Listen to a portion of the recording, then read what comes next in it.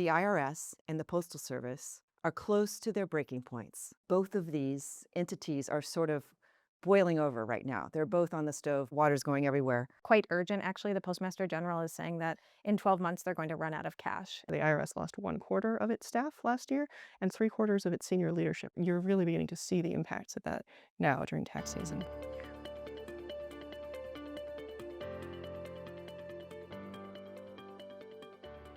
You're listening to The Current. I'm Katie Dunn Tenpas, visiting fellow in governance studies and host of the Democracy in Question podcast.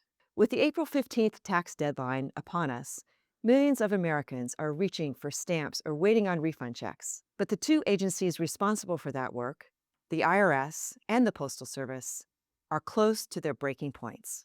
Today, we're asking, how did these essential services become so fragile, and can they be saved? Joining me are my colleagues, Elena, Patel, and Vanessa Williamson, to break down the future of our most public-facing government agencies. Elena, a senior fellow in economic studies, is co-director of the Urban Brookings Tax Policy Center. Welcome, Elena. Thanks for having me. And Vanessa Williamson is a senior fellow in governance studies and the Tax Policy Center. Welcome to you, too. Glad to be here. So, Elena, I'm wondering if you could tell us a little bit about the history of the USPS, because I understand for the longest time it was actually a cabinet department, and it wasn't until 1970 that things changed. Yeah, the Postal Service has been around since the founding of our nation. Benjamin Franklin is famously the first Postmaster General of the United States Postal Service. And when it was established to bind the needs of the nation. And that remains a core part of its mission to this day. What changed in the 70s was the financing and the business model. And so the Postal Reorganization Act in 1970 established the Postal Service as an independent federal agency that was charged with delivering the mail and doing it in a way that did not require taxpayer funds. So what's changed between 1970 and today is the underlying business model for the Postal Service. And coming back to the fragility that we'll be talking about today, the economics of letter mail are very different in 2026 as compared to 1970. But the original establishment was to give it business flexibility to deliver mail, but it's always been a core part of its operations to bind the nation. And so it went from being 100% governmental to a quasi-governmental. Yeah, that's right. So okay. Eventually it was established that it had a board of governors. And so the agency operates with a lot of autonomy. They can make a lot of business decisions without having to go to Congress. They're expected to be self-funded with some very small exceptions for some subsidized services. But ultimately, U.S. Postal Service employees are employees of the federal government. They just exist in kind of a separate bucket than what you think of as, the IRS or the Treasury or other federal employees. It's kind of an interesting carve-out, I Yeah, think. that's right. And I understand you recently wrote a paper called The U.S. Postal Service Fiscal Crisis, in which you outline these dangers. Can you just summarize what the primary dangers are? Yeah, so the primary danger is that the economics of delivering mail changed in the early 2000s with the rise of digitization and email and digital communications. Letter mail has been the core sort of source of revenue to fund the Postal Service. They have a protected monopoly, actually, to help them raise revenue to be able to do the job of universal service, which means deliver to everybody in the United States, no matter where you are, at uniform and affordable prices. Yeah. And Vanessa, you recently published a book called The Price of Democracy on the revolutionary power of taxation in American history. But you also have this incredible website called the IRS Spotlight, and you have all of these different performance measures about that. Wondering if you can tell me a little bit about the evolution of the IRS and also address the IRS Spotlight and what it does and why. So the IRS is largely a product of the Civil War, but of course the Treasury Department was our first department because raising revenue for the government was job one, fundamentally. If you're going to have a government, someone has to be paying for it. But it wasn't until the Civil War that we imposed an income tax for the first time. Before that, we were relying heavily on tariffs. But, when the Union Army needed the money to put down the rebellion, Congress was flooded with letters from people demanding that their taxes be raised so that this rebellion could be put down. So the Civil War, you see the start of the income tax. They were taxing everything, playing cards, every single thing you can imagine was getting taxed. But they also put in place an income tax because they wanted to make sure that very wealthy people were doing their part while, the country's sons were headed off to war. But then there's sort of a hiccup in the process, if you will, because the income tax was allowed to expire after the war. We certainly didn't need as much money for the federal government. And then when they tried to reinstitute an income tax, it was declared unconstitutional by the Supreme Court, a Gilded Age Supreme Court that was making a number of other decisions that would later be overturned, like Plessy v. Ferguson and other conservative decisions. So it would take another 20 years before we get an income tax. And so we only really had a modern income tax once the 16th Amendment is passed to support American service members in World War I. Right? So ever since then, we've had this Bureau of Internal Revenue, and it's always played sort of a crucial part in keeping the country afloat in times of war and in times of peace. Now, in my book, I talk about how important taxation is for the development of democracy. There's this sort of myth that taxation is tyranny, and reality is it's elected officials who are really good at raising taxes, because the need for tax money encourages leaders to listen to the people that they are taxing, and it gives them an incentive to pay attention and to be concerned with the needs of the population. And taxation also gives taxpayers power over the government. So over time, taxation and representation develop together and strengthen each other. So that's one of the reasons why I care so much about the health of the IRS, because the capacity of the country to tax is in many ways a measure of the health of our democracy, because it's the revenue that the IRS collects that allows us to enact democracy, right? I mean, otherwise, you could send your legislators to Washington, they could write stuff on paper, but it doesn't matter what they wrote unless there's the money to do those things, right? Whether that's build roads, build schools. So the role of the IRS is really critical to maintaining the capacity of the federal government to do what the voters want.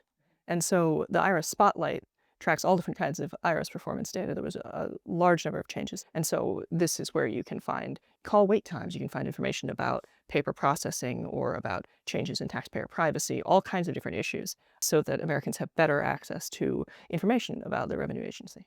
Okay, that sounds great.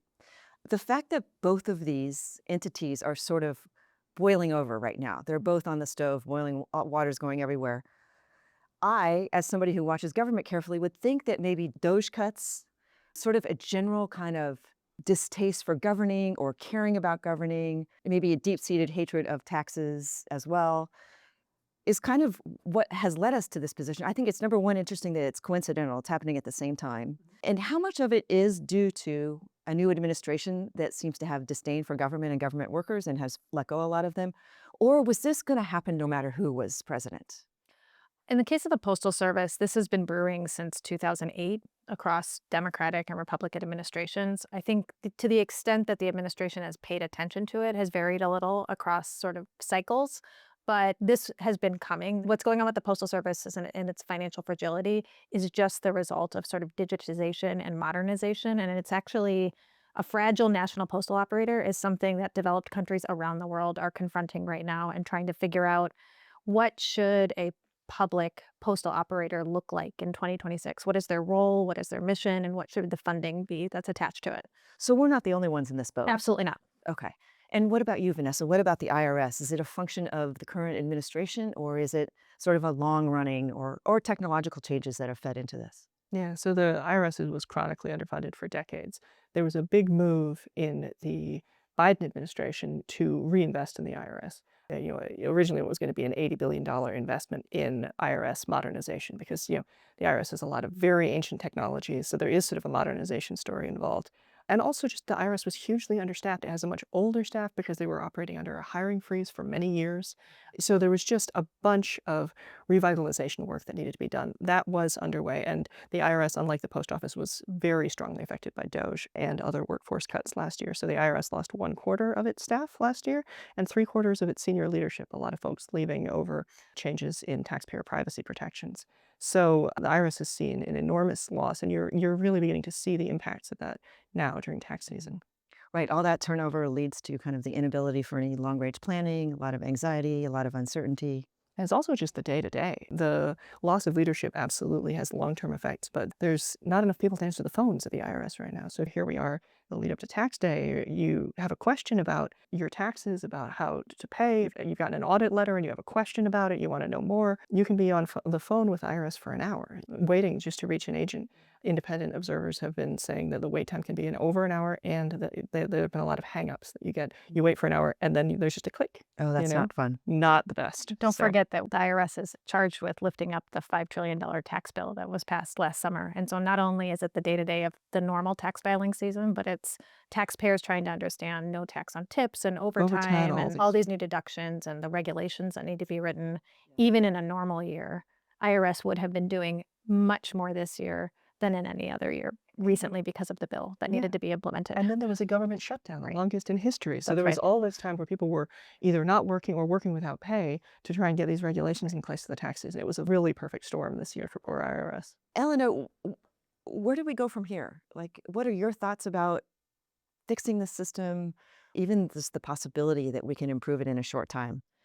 It's a really good question because we really are at a crossroads right now. I am somebody who believes that the Postal Service provides fundamental public value that hasn't changed. Despite digitization and modernization, what they do now is as important as it was in the late 1700s. We are an enormous country. If you think about us compared to European countries, even compared to Canada in terms of where they deliver mail, it's an enormous effort to maintain these mail networks. And mail networks are more than delivery of Christmas cards. It's how businesses operate. It's how people get their drugs. It's how people who don't have access to retail in their local environment, which has been happening, sort of the closing of banks and big grocery stores, they have to deliver everything in. And the Postal Service is the only operator that is required to deliver to places where private carriers might not go. And so it's a public good and it's got a broken funding model. And that means that the only way to fix this is for Congress to come in and to really rethink postal financing in the way that 1970 was really a seminal moment and how the Postal Service came to be and what it is today. We're at a moment again where the old model from 1970 will not work. And so this is going to require taxpayer funding. We just can't fund the Postal Service with letter mail delivery anymore. So, how do you respond to those who suggest that we should just privatize USPS and then we'll be fine? Privatization is a really appealing thought concept, I think. When people float it, it might sound like, oh, yeah, Amazon is delivering to my door now. Why do we need the Postal Service anymore? But Amazon does not deliver to everybody's door. They only deliver in places where it makes economic sense. And that's not the part of the Postal Service. That's the public good. The public good is that the Postal Service will go to Alaska and will go to northern Montana and will go even to, you might think DC is very dense. You only have to go about 50 miles outside of DC to get to pretty less dense and rural areas. And Amazon doesn't deliver there. Amazon relies on the Postal Service to deliver there.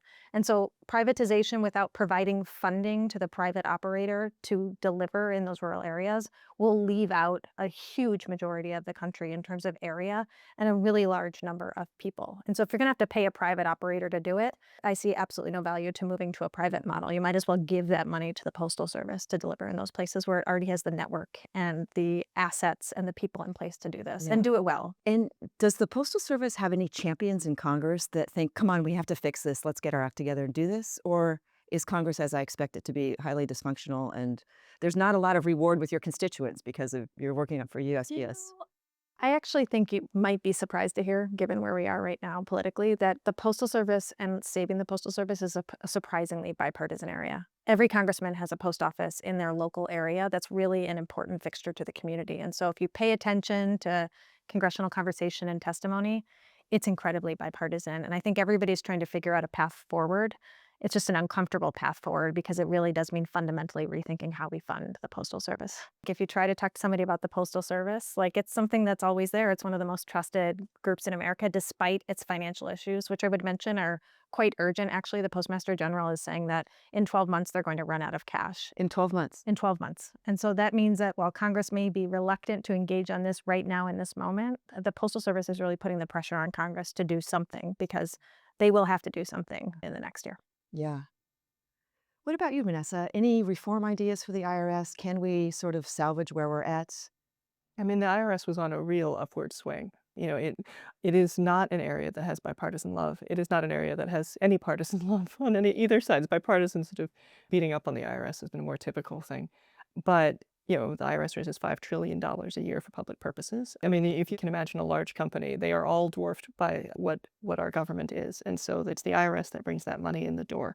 And they deliver billions and billions in benefits to families across the country through the tax credits like the Earned Income Tax Credit. And they do really important work too. They're a law enforcement agency. So if you care about everyone having to follow the law and everyone having to pay their fair share of taxes, and Americans really do care about that, The IRS's enforcement arm is really important. So it's a crucial agency. One of the cool things about the IRS is if you invest in it, the government actually ends up with more money. That's one of the things that you achieve, right? If you invest in IRS services, it makes it easier for people to pay the money that they owe. It ensures that people who are trying to cheat either other taxpayers or the federal government get caught. And so there's just a huge financial upside. If you invest $1 in high-end enforcement at the IRS, $12 more come into the federal government. Nonetheless, despite that incredible revenue incentive, the agency really does struggle. It has struggled for a long time, and the last year has been very, very hard. So what we'll need to see is another major reinvestment in the agency. We'll need to see restaffing, recommitment, modernization efforts. I mean, a program that was underway that got shut down last year that was of real value was called Direct File. In every other sensible country in the world, you can file your taxes directly with the federal tax agency, and they, generally speaking, tell you what they know about your taxes, whereas in the United States, it's like a quiz.